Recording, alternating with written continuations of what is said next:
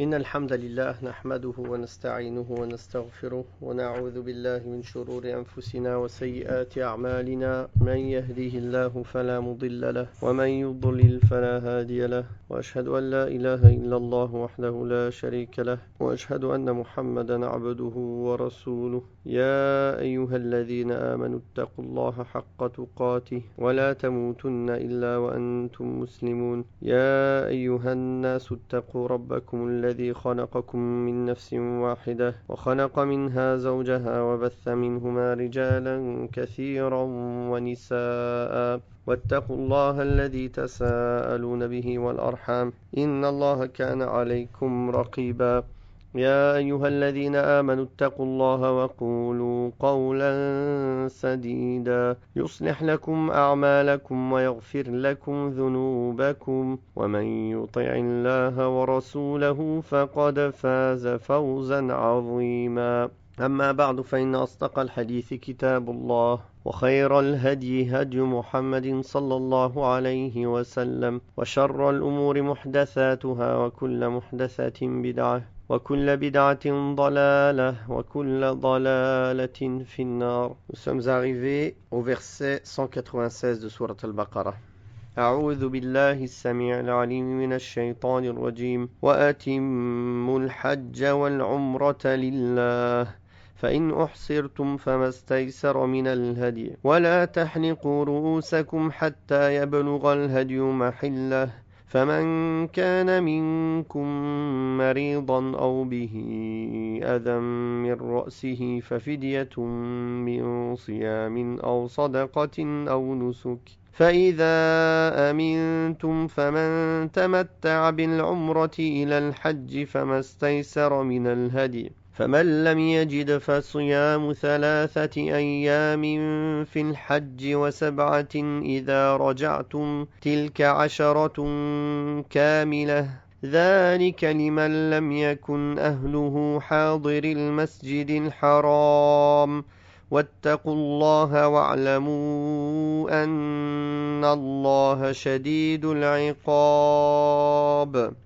Allah tabaraka wa ta'ala a dit dans le sens du verset: après avoir entamé le pèlerinage ou la umrah, menez-les à leur terme en vue de plaire à Allah. Et si vous en êtes empêchés, faites un sacrifice à votre portée, mais ne vous rasez pas la tête avant que la bête sacrificielle ne soit parvenue au lieu où il convient de l'immoler. Quant aux malades et à ceux qui souffrent d'une affection à la tête, qu'ils se rachètent après s'être coupé les cheveux par un jeûne, une aumône ou un sacrifice. Si maintenant vous êtes en sécurité, que celui qui aura bénéficié d'une désacralisation entre la umrah et le pèlerinage fasse un sacrifice à sa portée. Et s'il n'a pas de quoi le faire, qu'il jeûne 3 jours durant le pèlerinage et 7 jours une fois revenu chez lui, ce qui lui fera une durée de jeûne de 10 jours complets. Cependant, ceci n'est valable que pour ceux dont la famille ne réside pas dans la mosquée sacrée. Craignez donc Allah et sachez qu'Allah est impitoyable dans son châtiment. Dans ce verset, Allah tabaraka wa ta'ala cite quelques règles liées au pèlerinage.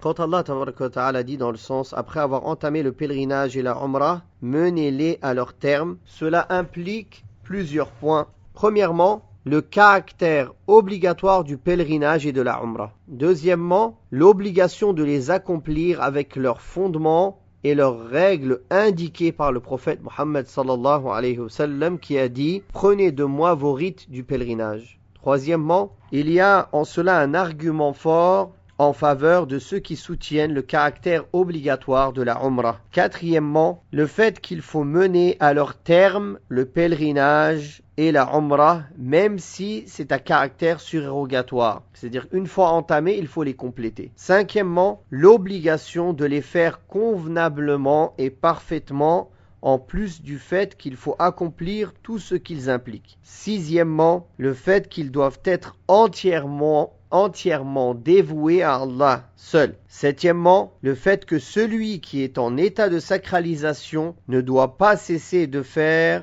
une chose avant de l'avoir terminé, sauf ce qu'Allah a accepté, à savoir l'empêchement. C'est pour cela qu'il a dit « si vous êtes empêché », dans le sens si vous êtes empêché d'arriver jusqu'à la mosquée sacrée pour mener à terme votre pèlerinage ou la Umrah à cause d'une maladie, d'un tort, d'un ennemi ou autre cause d'empêchement. Et Allah tabaraka wa ta'ala dit dans le sens, après cela, faites un sacrifice à votre portée. C'est-à-dire, si vous êtes empêché, faites un sacrifice à votre portée. C'est-à-dire le fait d'immoler ce que vous pouvez trouver comme bêtes sacrificielles, que ce soit des chameaux ou des vaches pour lesquelles 7 personnes peuvent cotiser, ou des moutons à titre individuel. Celui qui est empêché de mener à terme son pèlerinage pour les raisons précitées doit se raser et se désacraliser, comme l'a fait le prophète Mohammed sallallahu alayhi wa sallam avec ses compagnons radiyallahu anhum lorsqu'ils furent empêchés par les polythéistes d'entrer à la Mecque le jour de l'Hudaybiyah. S'ils ne trouvent pas de bêtes sacrificielles à immoler, qu'ils jeûnent pendant 10 jours, puis qu'ils se désacralisent.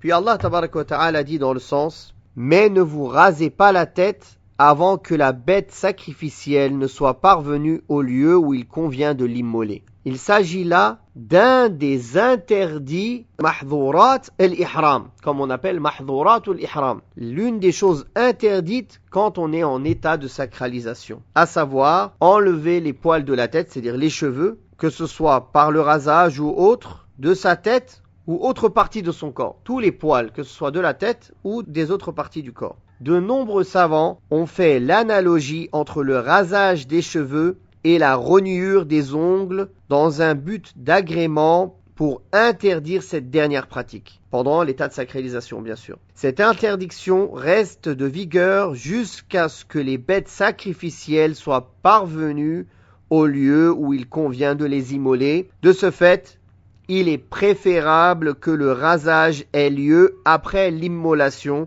comme l'indique ce verset. De même que celui qui est malade ou qui souffre d'une maladie qui nécessite un rasage de ses cheveux, il peut le faire, mais il sera soumis à une expiation consistant à jeûner 3 jours ou à nourrir 6 pauvres ou à faire un sacrifice d'une bête. Il a certes le choix en cela, mais le sacrifice est préférable, puis l'aumône, puis le jeûne. Ceci est valable pour tous les autres actes qui mettent fin à la désacralisation, comme se rogner les ongles, se voiler la tête pour un homme, porter un habit qui est taillé à la mesure des membres du corps, mettre du parfum, etc. Tous ces actes sont autorisés en cas de nécessité, mais avec l'expiation précitée. Puis Allah tabaraka wa ta'ala dit dans le sens du verset, « Si maintenant vous êtes en sécurité, c'est-à-dire que vous arrivez à atteindre la maison sacrée sans aucun empêchement d'un ennemi ou d'un autre danger, que celui qui aura bénéficié d'une désacralisation entre la Umrah et le pèlerinage, c'est-à-dire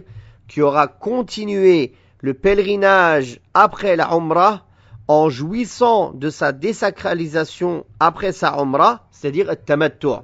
Ça c'est celui qui rentre en pèlerinage avec le rite du tamattu'. Il fait la Umrah, il se désacralise, puis il va réentrer en état de sacralisation pour faire le Hajj.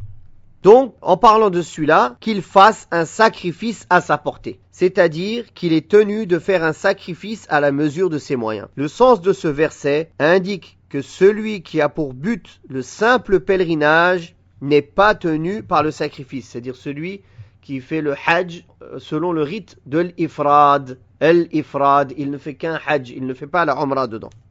De même qu'il montre le mérite du tamattu'. Le mérite du tamattu'. Le tamattu', c'est le fait de faire la Umrah et le Hajj ensemble en sortant de l'état de sacralisation entre les deux. Donc, il montre le mérite du tamattu', de sa désacralisation et la permission de le faire durant les mois du pèlerinage. Et s'il n'a pas de quoi le faire, c'est-à-dire le sacrifice ou son montant pour sacrifier, qu'il jeûne 3 jours durant le pèlerinage. Le début de son entrée entre en vigueur avec l'entrée en état de sacralisation pour la Umrah. Et sa fin se termine 3 jours après le jour de l'immolation, c'est-à-dire les jours du jet de cailloux et de la station Amina, qui s'appelle Ayyam al-Tashriq. Cependant, il est préférable de jeûner le 7e, le 8e et le 9e jour de Dhul Hijjah. Puis, et 7 jours une fois revenu chez lui. C'est-à-dire, celui qui n'est pas capable de sacrifier, il n'a pas de quoi sacrifier, il devra jeûner 3 jours pendant le pèlerinage et 7 jours quand il reviendra chez lui. C'est-à-dire, après avoir terminé les rites du pèlerinage, il est permis